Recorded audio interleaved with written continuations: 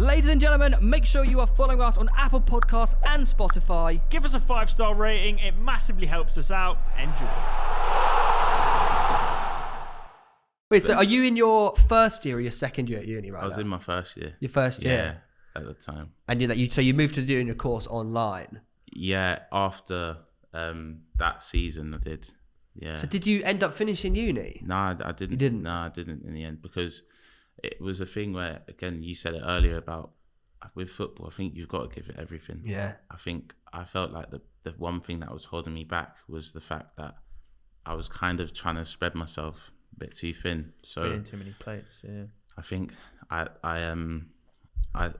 made a decision at the beginning of the next season to pause my uni and try and give it my all for football for that season. At Solihull? At Solihull, yeah. And that started off the season really, really well.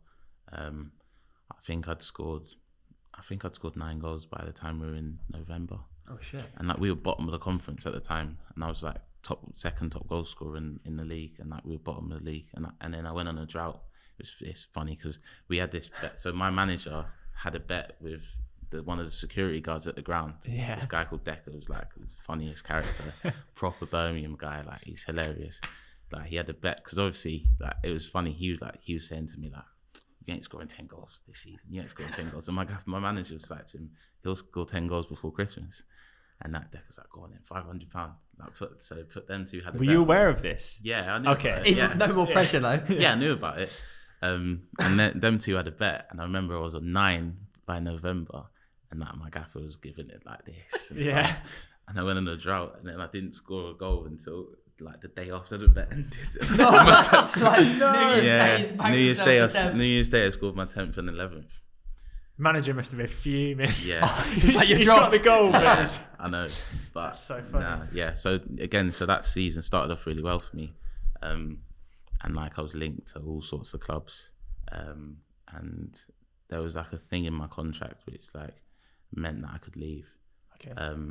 So we came to an arrangement with Solihull, basically saying to them obviously we want you to cash in on me basically. Yeah. So they kind of helped me leave, and I remember that January going all around to loads of clubs on trial and stuff, because being a young lad, being from non-league, being quite unproven, a lot of people wanted to try before you buy kind of thing. Oh, so they basically forced you to trial. So they were letting me go on trial. So I went to Birmingham, I went to Wigan, went to Peterborough, but was going to go to Oldham, but in the end I kind of got fed up with going to these places, and kind of felt like a bit part kind of thing, because at the end of the day they've got their league schedule still going on. They've got bigger fish to fry at the time. Rather than thinking about signing a 20-year-old kid who's unproven.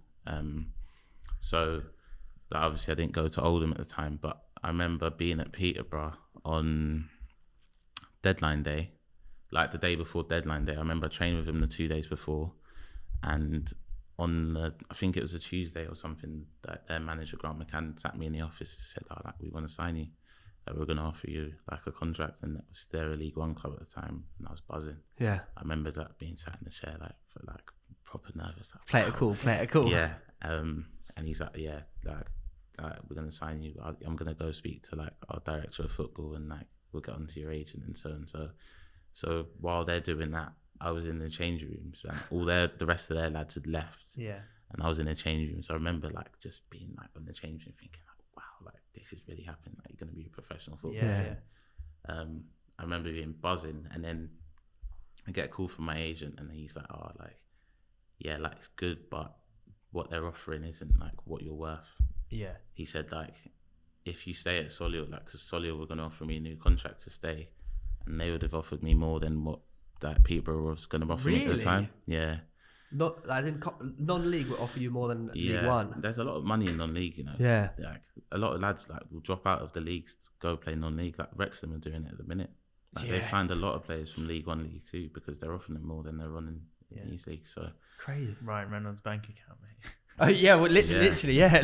So they was going to give me more, and it was this thing where it was I was saying like, look, I just want to go. I want the opportunity to go and be. Like, I was saying to my dad and my agent at the time, like, I want to go and play football. Like, that's what you paused uni for, right? At a League One club. Yeah.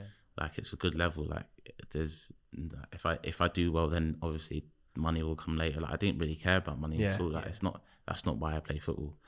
So obviously, I remember just on the deadline day was the next day, so I drove back home to where I was staying in Loughborough, and then I had to go back into Solihull in the morning.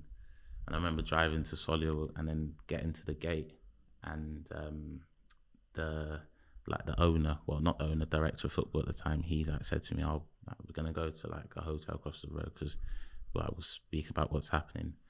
And basically, he was saying to me, "Well, we've had a phone call," and he said West Ham are having a meeting about signing you. And I said, "What?" And he said, "Yeah, West Ham are having a meeting about signing you. We've got to wait like till 11."